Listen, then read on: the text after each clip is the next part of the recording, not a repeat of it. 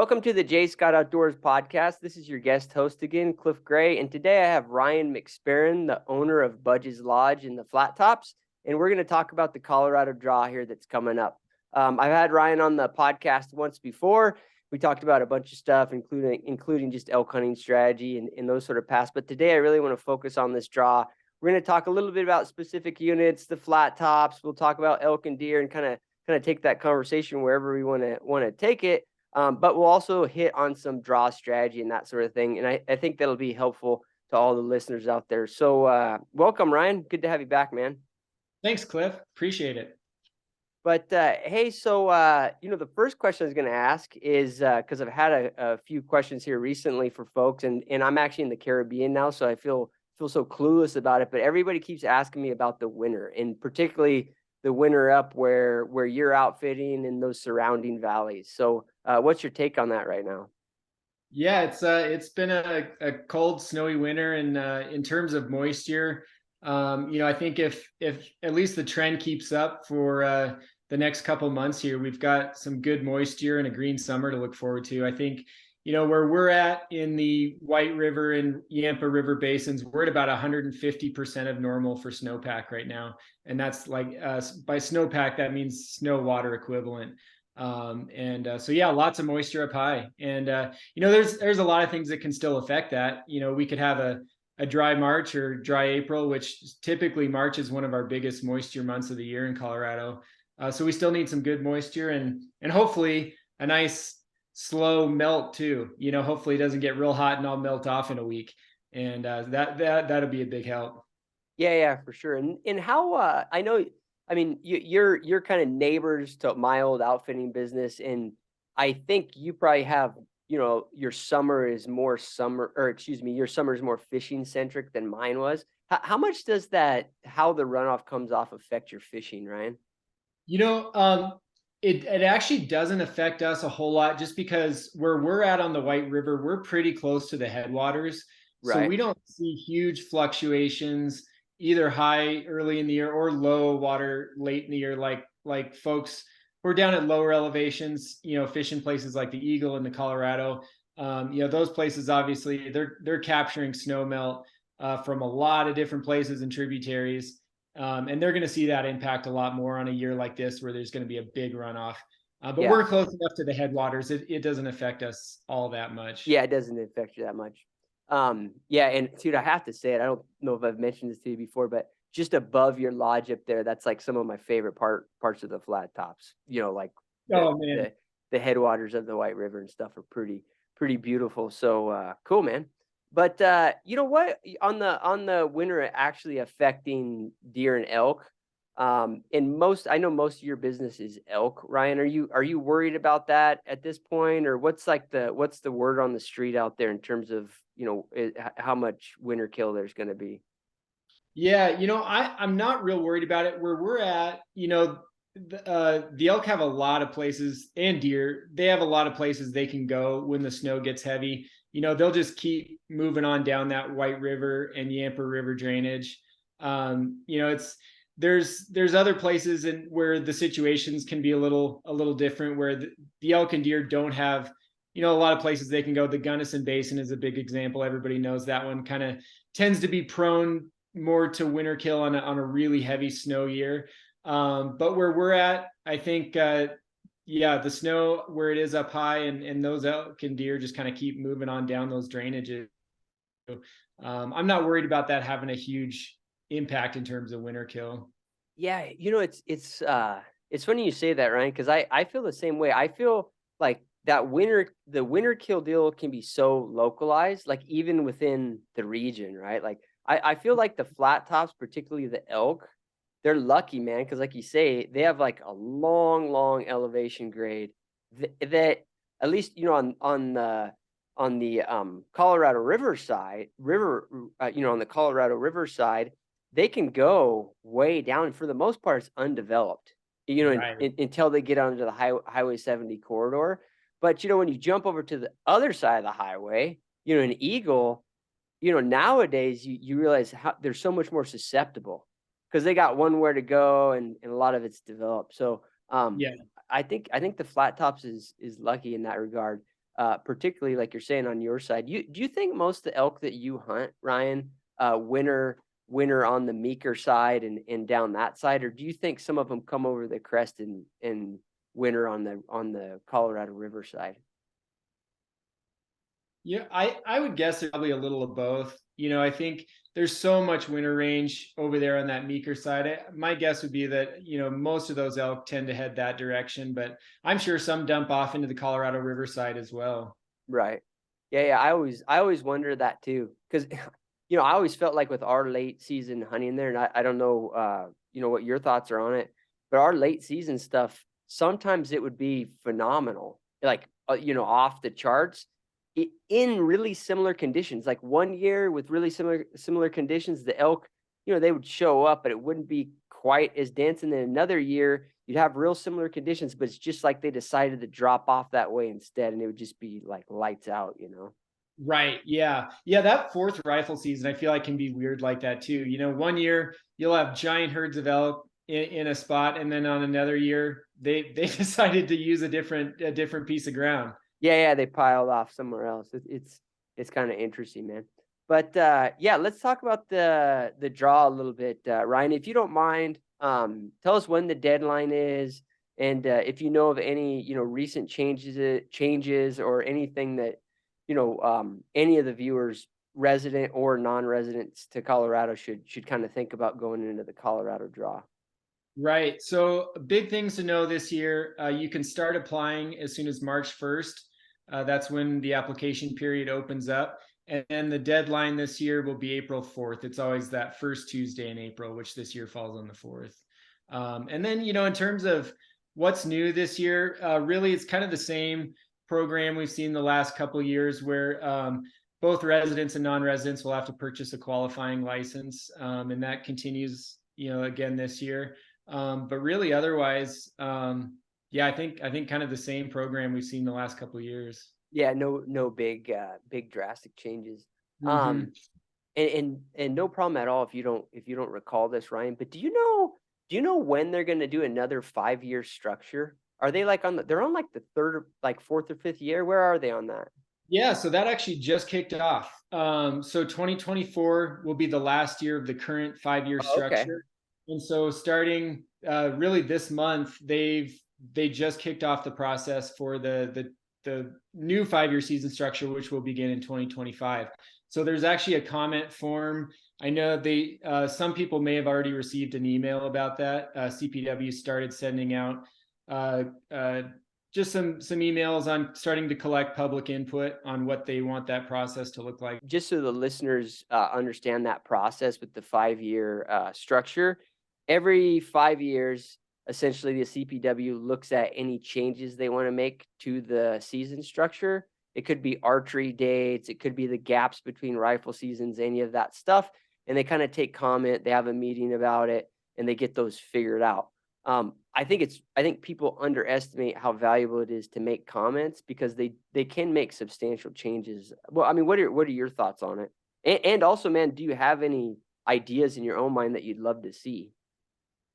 Yeah. Oh, this is I think a huge opportunity for hunters, those who live here in Colorado and non-residents as well, to have input into that process. Because yeah, like you said, there really are some big changes that could potentially be made in terms of what the next 5 years looks like in terms of hunting seasons. I think some things that we're seeing on the table right now.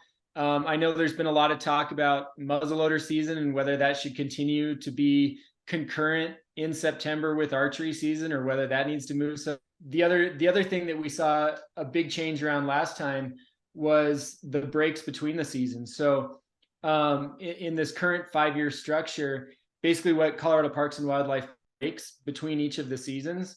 And so, in years past, maybe you had a 2-day or a 3-day break, where now we've got week-long breaks between a couple of these rifle seasons. And what that does is, I think the idea there was to help try and distribute some of that pressure, and maybe, let the animals relax a little bit between one rifle season and the next. But I think maybe the consequence of that is that really moved the season dates back a lot later than they were during the previous 5-year season structure. So now, instead of being at the end of October, third rifle season falls in early November. And then now our fourth rifle season isn't until about Thanksgiving, which so it really just pushed things back. And, different folks might have different opinions on that. Some may love it, some may hate it. But I think those are some of the things that are going to be on the table again this time around. Yeah, I mean, in my mind, that's a big one, right, Ryan? Like, do they want to keep these dates so late, right? And in my mind, the biggest component of that is like, what is it doing to the deer, Colorado statewide? Right. But the other thing, man, is I at least in the business, there's a practical issue, right? You have these big long gaps, and at least when I was operating outfitting business, it sucks to have those big long gaps. But that's obviously just centric to guides and outfitters, Right. Yep.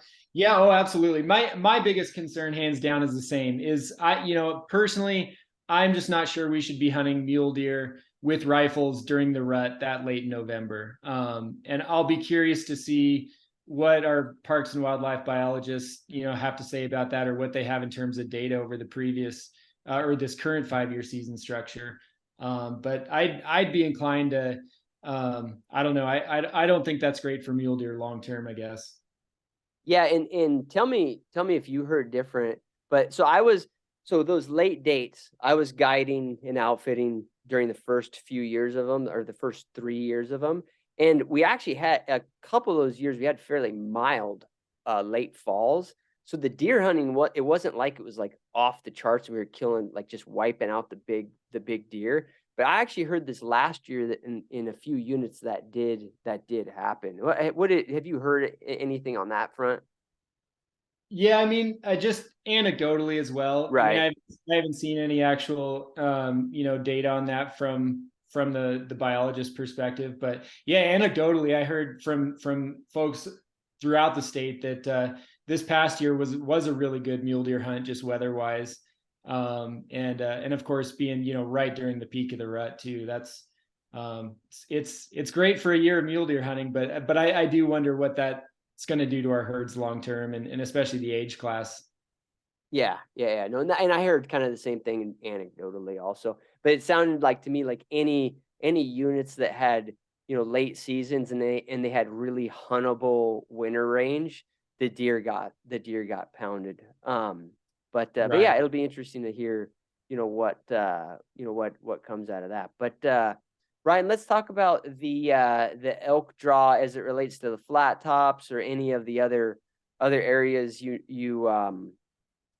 you're familiar with, and kind of let people know how that structure works in terms of archery into the rifle seasons and what they need to know if they're wanting to hunt in that region. Yeah, so right where we're at, we're in kind of the southern half of Unit 24, and that is a draw unit for archery.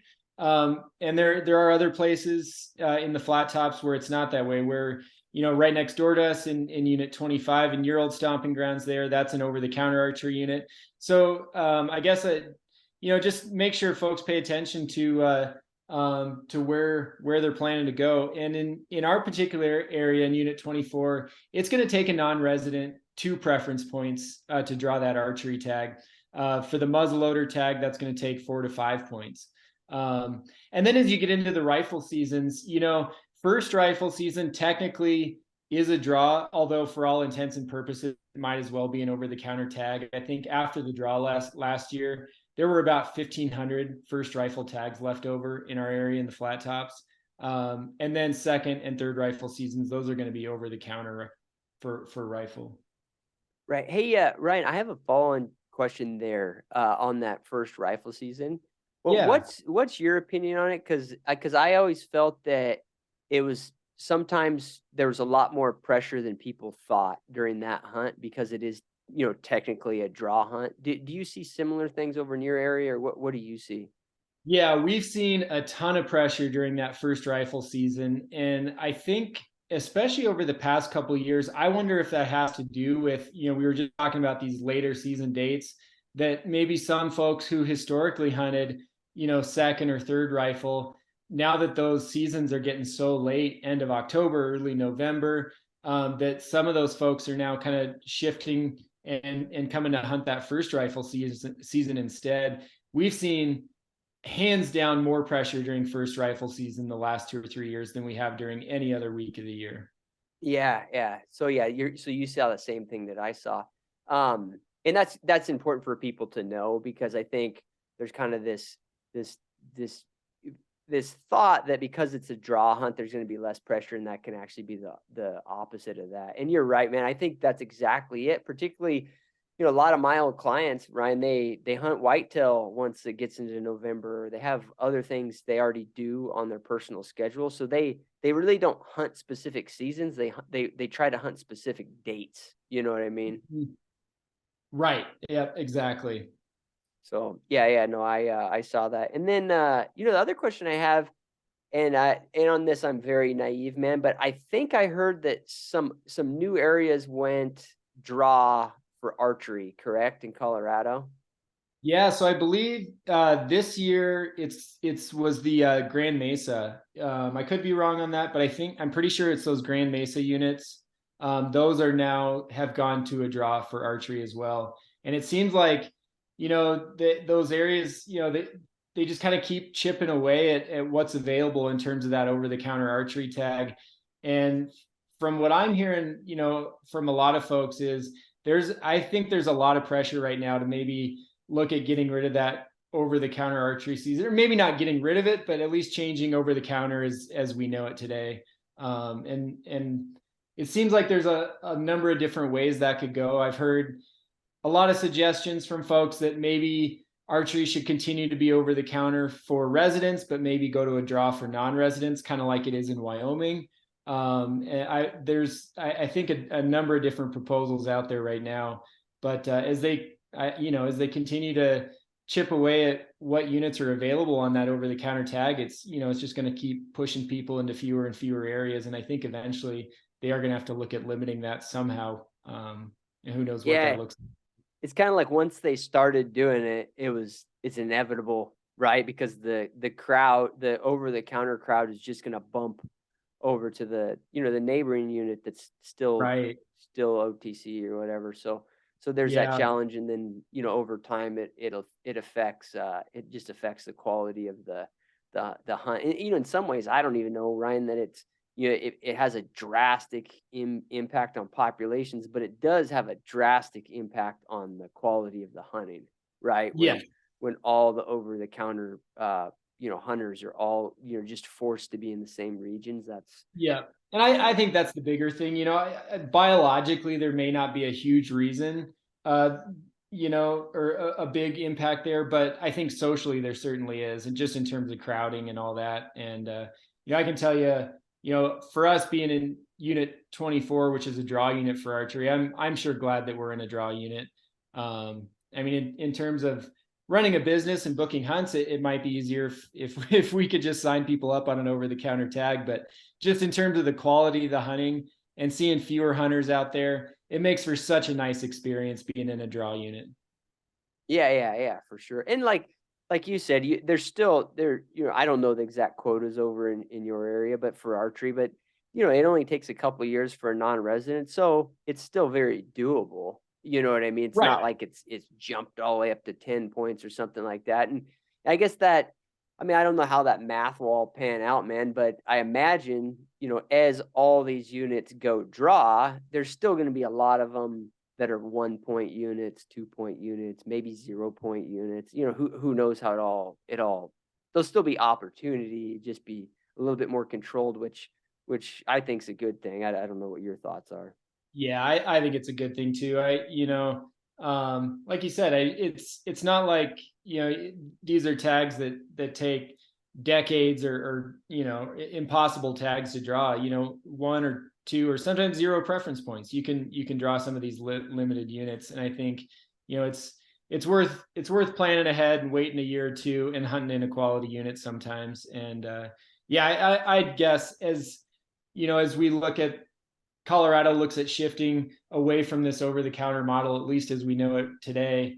There's still going to be a lot of opportunities for folks to be able to hunt every year, maybe every other year. You're not going to be waiting a long time for a tag. Right. Yeah, you just have to plan a little bit and do do the draw thing, which is probably good. Right. It's funny, Ryan, because I don't know how you feel about it, man, but it sure seems to me you always hear these, general, data of like it's declining amount of hunters. But I felt in the flat tops wilderness, I felt, there's a little variability year to year, but in general, the trend seemed to be more hunters, I mean, do you have any thoughts on that? Yeah, I don't know how to explain that either, because you do see those statistics about how hunting participation is declining, and it's hard to see it when you're out there, because it seems like there is just more interest and more people every year. And I think that's particularly true when it comes to archery. Archery, I think, has seen a growth in participation over the last Yeah. 10 years.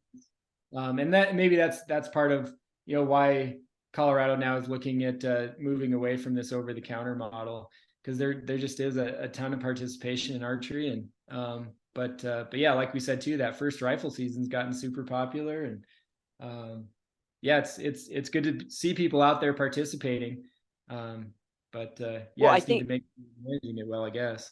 right. I mean, I think maybe part of it, man, and you hit on it. There's that September and first rifle.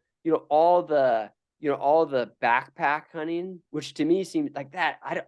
I wish somebody had the data, man, because I know that business is growing. Because you can just look at the businesses that support that type of hunting, and they're all growing, right? Like Kafaru, Right. all the the kind of like higher end, like technical clothing companies, they're all growing. So the whole like backpack elk hunting, that I wish I had the data, but it's got to be growing. And those are really mainly September and first rifle in my mind. I think me and you actually talked about this. Sound like you do some later backpacking, but what are your thoughts? You think that 90% of the backpacking's during that time, or am I off base? No, I think you're spot on. Yeah, and yeah, you look at the companies and the media, and just that, yeah, that backpack, wilderness backcountry, approach to hunting. It is gotten popular, and oh yeah, and I'm with you. I think September is going to account for a lot of that, early October. And yeah, me personally, I love hunting that fourth rifle season. I love hunting elk late, and I've done some backpacking trips that time of year, and I think it's totally underrated. It can be a ton of fun though too. Yeah, sure. Nice, man. So how about deer, Ryan? What's the draw look like for deer and in your area and other units, Yeah, in our area, deer tags are pretty darn easy to get. I think like our second rifle season, a deer tag can be drawn resident or non-resident with 0 points. And as it it's typically goes, the way it goes is the later seasons tend to be a little bit more difficult to draw. Third rifle will be increasingly, more difficult or require a point or two. And then fourth rifle, again, maybe a little more, just because you're getting closer to that mule deer rut. But even so, I think there's so many good opportunities to hunt mule deer in Colorado. And what I usually tell folks is, me personally, I'll never have more than a couple points for deer. I just think there's too many good opportunities out there. You can find a good mule deer in any unit in Colorado. There's, in my mind at least, not much reason, to save up more than a handful of deer points in this state. There's too many fun places to go hunt. Yeah, no, I agree, man. And I feel like some of the factors that we talked about, who knows how long that'll last. You know what I mean? Mm-hmm. I don't know. So yeah, I'm with you, man. There's tons of opportunity to go deer hunting. And I have two questions, and I don't want to specifically. There is one of these type of tags, I believe, still in the flat tops, but there's several of these early rifle tags in some of the wilderness areas in Colorado. But do you have any opinion on those, Ryan? Usually they're real tight quota, so they'll take a non-resident quite a few points. But do you have any thoughts on those tags? Yeah, I do. So they can, they can be a lot of fun. Those early high country tags, we do have one in the flat tops. It's valid only within the wilderness area. And that's usually the way these tags are. There's a number of them around the state. Usually they specify that you have to be hunting inside a wilderness area boundary. I think some even say above a certain elevation. So they're really meant to be used in these remote high country areas, and to offer a limited opportunity to hunt deer with a rifle in September, which is a cool opportunity. And I think for folks who may be considering a hunt like that, you just gotta, think about what what your goals are in terms of a mule deer hunt, and does that fit there? So, for example, the flat tops tag specifically, so that early high country rifle tag allows you to hunt mule deer inside the wilderness in early September with a rifle. And the cool part of that is it's a remote hunt. You're going to be one of very few people up there with a rifle mule deer tag that time of year. The downside of that is it's going to be pretty physically challenging. You've got a lot of country to cover and very few deer, let alone really good quality bucks. And there's certainly some giant bucks up there that time of year. But you're going to be doing a lot of glassing and probably a lot of walking and covering a lot of country, whether it's on foot or just with glass or both, and probably not seeing that many deer. And when you do turn one up, you might turn up a really nice one. But that's just, that's what you're signing up for. Versus if you were to take those same preference points and apply for a fourth rifle season hunt down at lower elevation, it's not going to be a better or worse experience necessarily. It's just going to be a really different experience. You're probably going to see a lot more deer in terms of numbers. You're going to have, look over a lot more bucks. And so I think for folks who are, maybe toying with how to burn their preference points and looking at maybe one of these high country early hunts, or maybe a later season rut hunt, you're just talking about a completely different animal, and, what interests you and what sounds like more fun to you.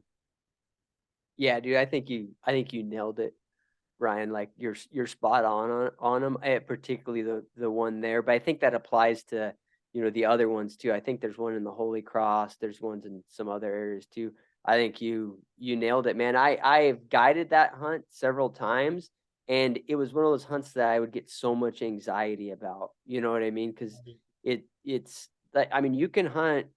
I mean, were hunts that I guided that we killed a giant deer, and there were hunts that a guy got skunked and he burnt 12 points on it. You know what I mean?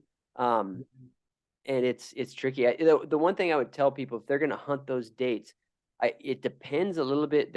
Some of them are different dates, or at least they used to be. And hunting those deer up there is totally different before they shed or before they scrape their velvet off and after. You know what I mean? At least for me, in my experience. So if you draw one of those tags, make sure you try to hunt the part of the season that's before they rip that velvet off. Yep, that's a good point.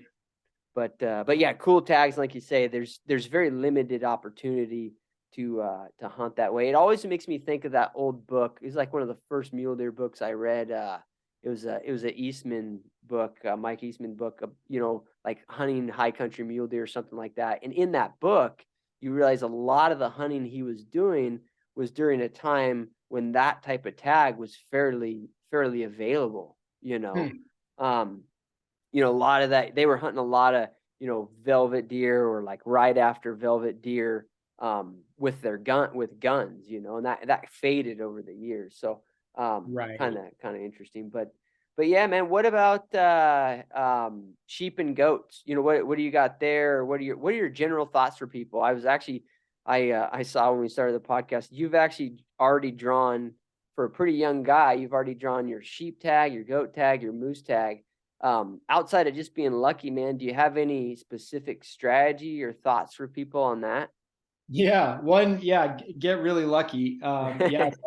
I've been able to draw sheep, goat, and moose here in Colorado, which I feel pretty darn fortunate to be able to have hunted those. But no, but I also, at the same time, I mean, I pay really close attention to where I'm applying, and I give it a lot of thought. So, it maybe, my opinion's a little different because I have gotten lucky, but, I think there are things you can do to kind of, give yourself an edge in these draws. And, One of the things I always take a look at when I open up that sheep and goat brochure every year, and then start thinking about moose is, you look through, the draw statistics and for each of these species, and you'll notice some areas are easier to draw than others. And when it comes to sheep tags, for example, a good draw odds for a sheep tag might be 7, 8, 9%. So we're still talking, when I say good for sheep, I mean, that's all relative. Good draw odds for sheep, you're still a 90-some% chance you're not going to draw that tag. But there's other units where the draw odds are going to be 1, 2, 3%. And so, I try and look through those and give myself any edge I can. And sometimes, this year, for example, you open up that 2023 brochure and it shows you the number of tags available in any given unit. And what I'll sometimes do is I'll go back, I'll get out the 2022 brochure and look and see if there's any units where number of tags have increased or where number of tags have decreased.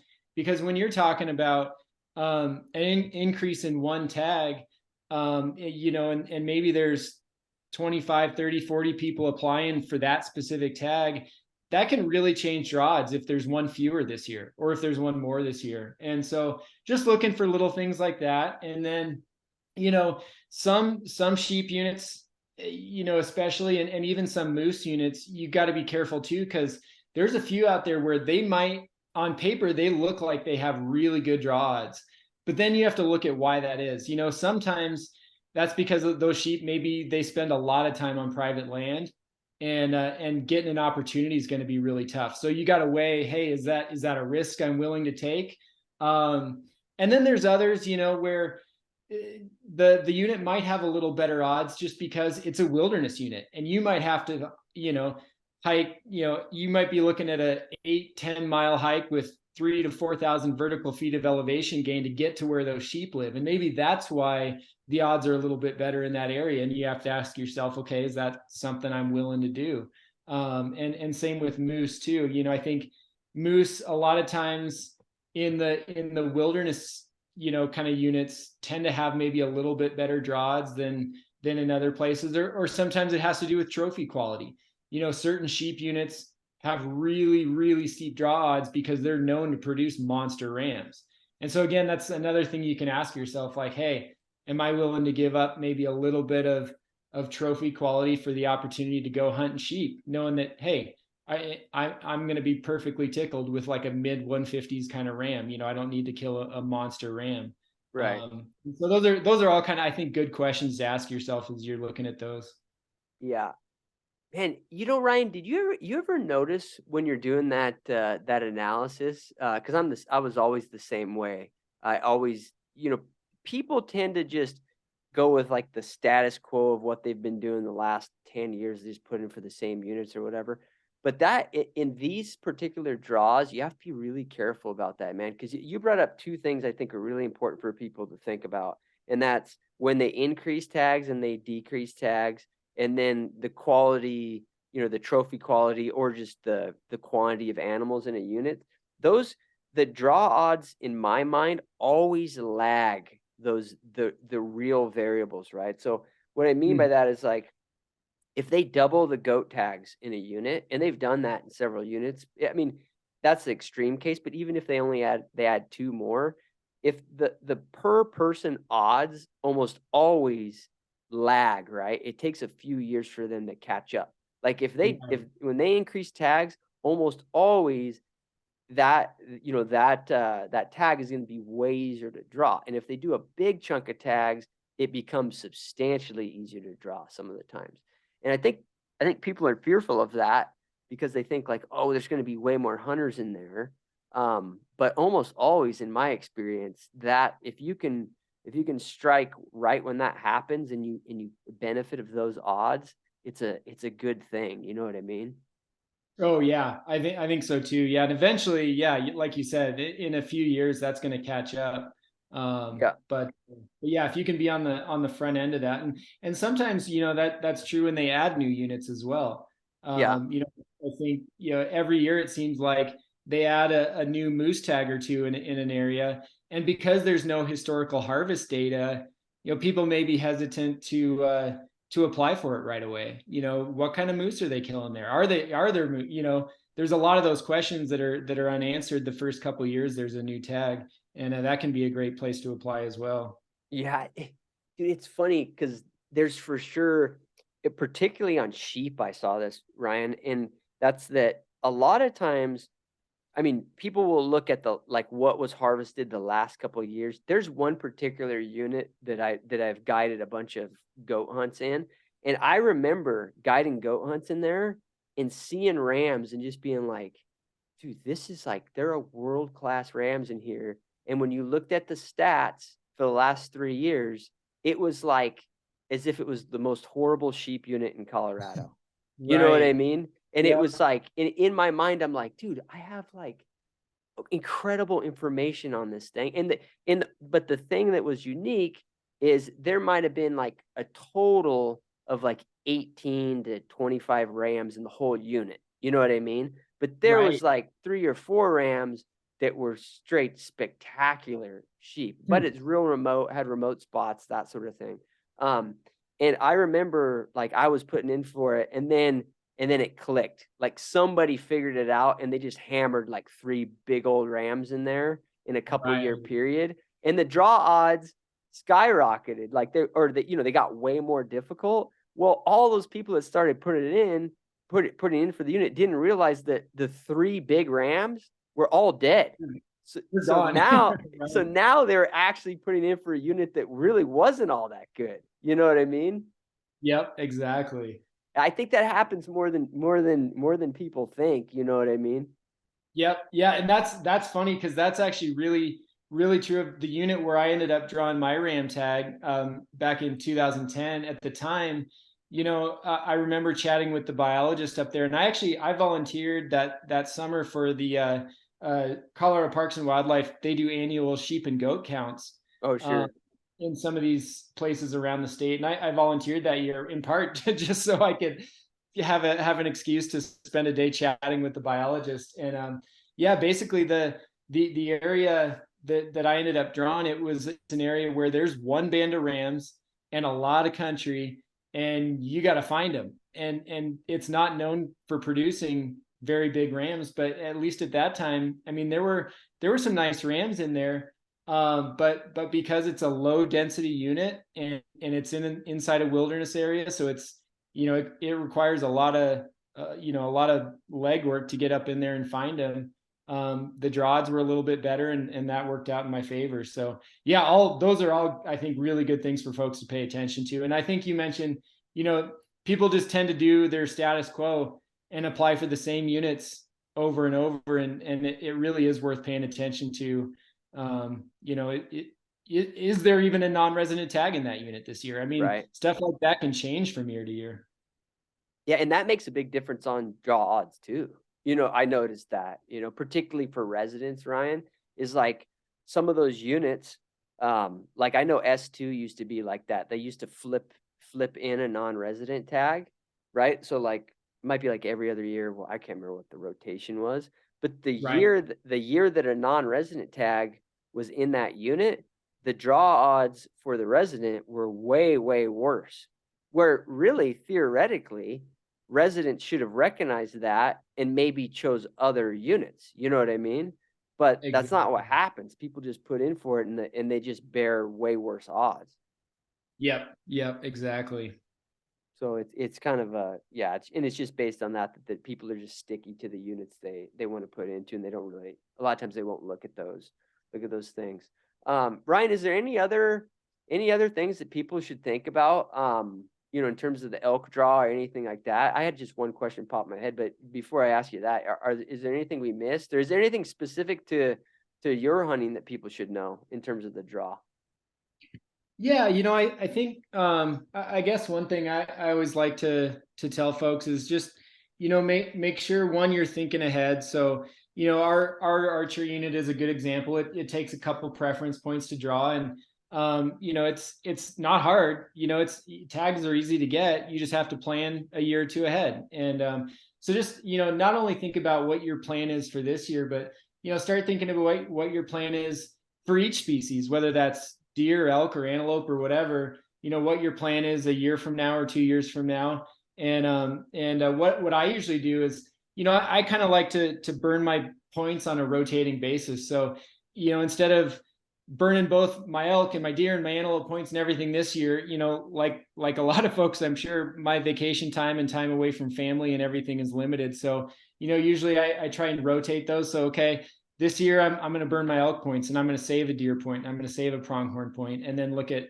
maybe burning those, next year or the year after, and just start thinking ahead about that stuff. And I think, you can do you could do a quality hunt every year, if you rotate, through your points like that. And not only with your own points, but then with family members or friends as well. My friends and I, we help each other out on hunts when we draw good tags, and we coordinate those things. So, we're not doubling up on tags, and we don't have the time to put in, to make them worth the while. So I think that's, one good thing for folks to remember. And then the other thing I think is important for folks to remember too is, just because you're applying for a point doesn't mean you can't also get a tag that same year. So, that first rifle tag in the flat tops is a great example. That one you can pick up leftover. I mean, it doesn't require you applying first choice. So, if you're working toward an archery hunt, maybe in 2025 or 2026, then apply for that point, but then apply for a tag second choice. And there's still an opportunity to go hunting this year. Yeah. Yeah, no, for sure. And I don't know and there used to be a bit of that going on too on mule deer even. I don't know recently if that's changed, but there might be opportunities where people can kind of figure that out also, where they put in for certain tags as second choice and they get them, and then they're able to keep a point. There might be some opportunity for that too. But dude, you hit on a piece of advice that I think is huge, Ryan, because it's a reminder to me, at least, that I think personally that right now are like the good old days for Western hunting, right? There's all these things we complain about, and there's a bunch of stuff going on in Colorado that I think we can get really, negative on in terms of, Western big game hunting. But in terms of the opportunity that we all have right now between, just a couple states or even one state, if you've got a couple of kids that hunt or family members that hunt or good buddies that hunt, like, you can plan it out where literally every year you're going on a couple phenomenal hunts, and then maybe just your basic hunt, your harder hunts, your over the counter stuff or whatever, you're doing that also. But if you plan it out, man, like, there's no reason why a guy can't go on some pretty cool hunts every year of his life. Right. Oh yeah. And I love doing that. Every year I'll get together with my family and with my friends, and we'll all talk about, okay, what's the plan? And we'll plan those things out. And every single year, yeah, like you said, we're going on a really good quality hunt, at least one. And that can be a really fun way to do it. Yeah, for sure. And Ryan, are you familiar with how the youth doe and cow quota works in Colorado? I am probably not the best person to ask about that, but my oldest, he is 11 now, and he'll be 12 by next fall. So I actually just started looking into that for him. And it looks like there are some cool opportunities here in Colorado, particularly for antlerless tags. So doe, mule deer and doe antelope tags, and then cow elk tags. Youth get preference on those tags in the draw. As far as I know, like I said, I just started looking into this, so I'm not super familiar with it yet, but I don't think there's any preference on antlered tags. But for those antlerless tags, there's some really cool opportunities. And then the other neat thing is for youth who have an antlerless tag, and they don't fill it during their regular season, they can then return and hunt during a later season that year in that area. So, and that's all explained in that big game brochure. But yeah, it looks like some cool stuff for kids. Yeah, I think they're pretty cool. I'm kind of probably at the same level of knowledge on it as you, Ryan. But I do remember I had clients that took advantage of it quite often, and I think that people should look into it, because the way I understand it, man, there's quite a few of these, pretty good elk units where a kid can draw a cow tag because of that preference. It's a pretty steep preference. I don't want to quote numbers because I don't want to just be wrong publicly, but it's enough where a kid in general, most of the units, if there's a decent size quota of cow tags, generally kids are going to draw them. And that's pretty neat because there's some units that you can take a kid hunting there and go kill a cow elk, which to me that's a substantial hunt for a kid. That's a freaking blast.